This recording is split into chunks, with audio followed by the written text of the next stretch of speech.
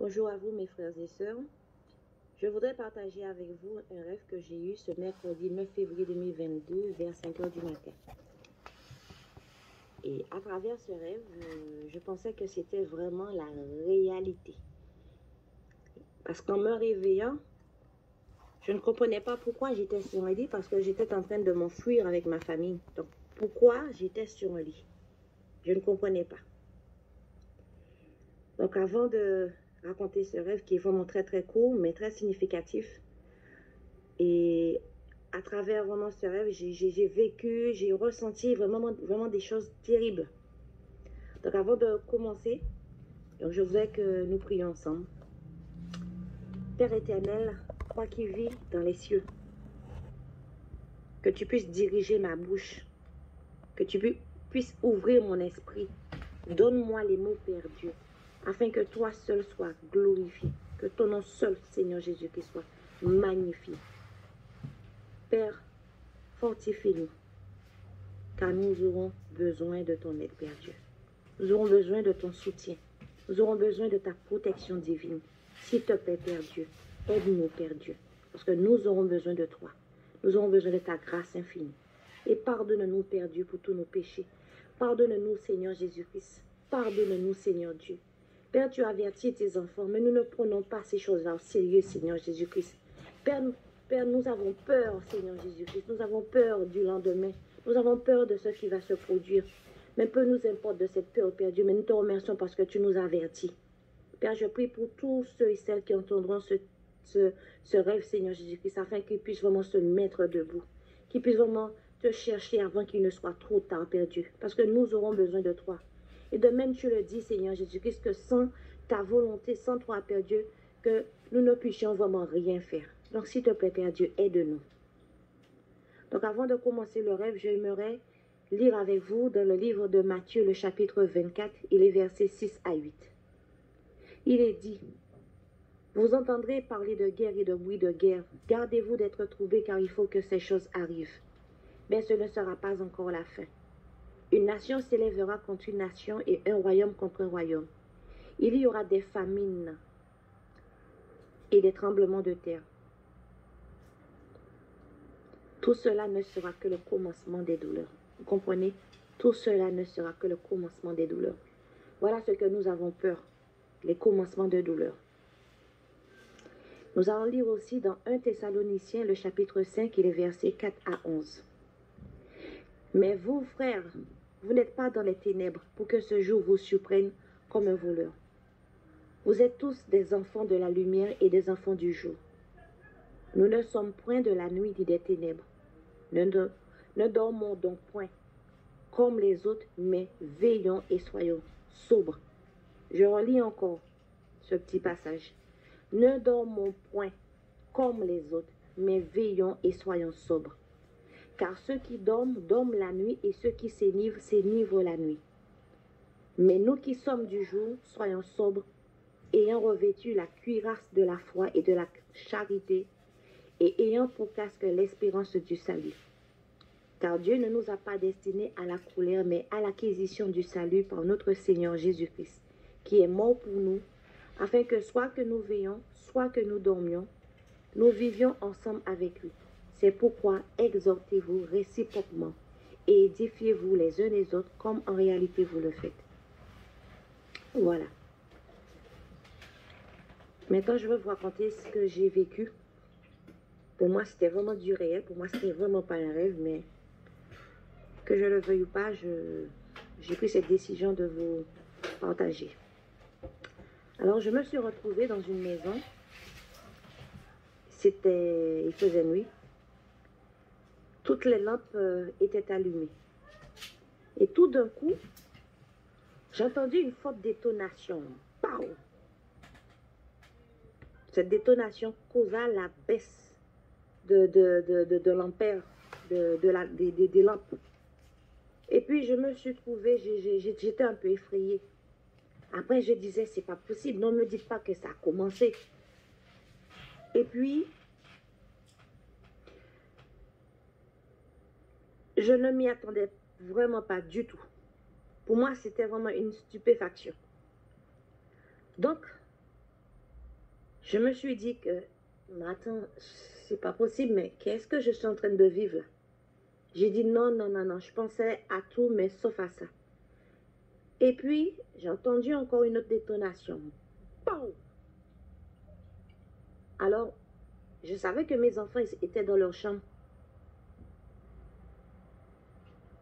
J'ai ouvert la porte des chambres et je leur ai dit, réveillez-vous, réveillez-vous les enfants, réveillez-vous, réveillez-vous, réveillez-vous, dépêchez-vous, dépêchez-vous s'il vous plaît, venez, venez les enfants, venez, venez les enfants. Je criais, réveillez-vous les enfants, ça a commencé les enfants, ça a commencé, réveillez-vous. Les enfants ne se réveillaient pas parce qu'ils étaient dans un profond sommeil. Réveillez-vous s'il vous plaît, réveillez-vous, j'ai crié, après j'entends encore boum.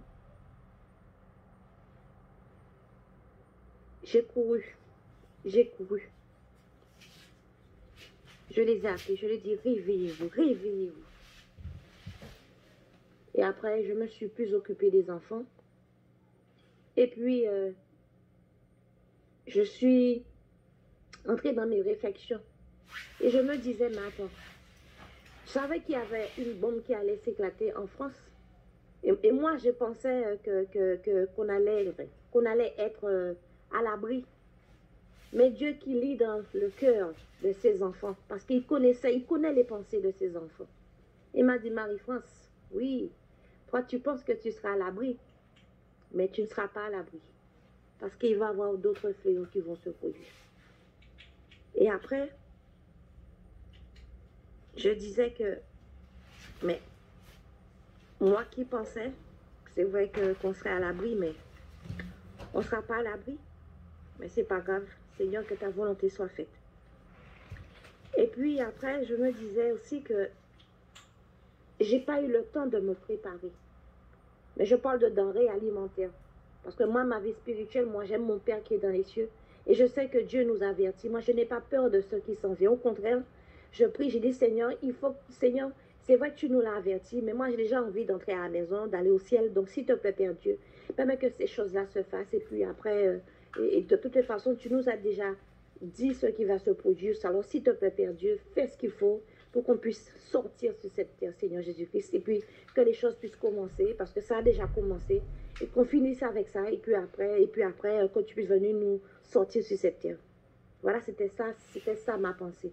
Mais je disais, c'est pas eu le temps, Seigneur. C'est vrai que j'ai commencé à mettre de côté des denrées alimentaires. J'ai pas encore eu le temps. C'est vrai que par rapport au travail, et puis comme j'ai pas mal de responsabilités, donc du coup, j'essaie de faire ce que je peux pour mettre un peu de côté. Mais je me disais, j'ai pas eu le temps. Et après, je me suis dit, de toutes les façons, par rapport à ce que j'ai acheté, bon, on fera avec. Et puis, on va essayer de joindre les deux bouts. Donc, advienne que pourra. Et puis, je continuais, je criais encore, j'entendais encore, boum. Et puis, je criais. Je criais pour dire à mes enfants qu'il faut qu'on parte. Et puis,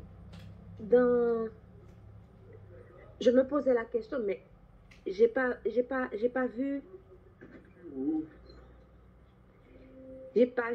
mon mari, parce qu'il était parti depuis ce matin au travail.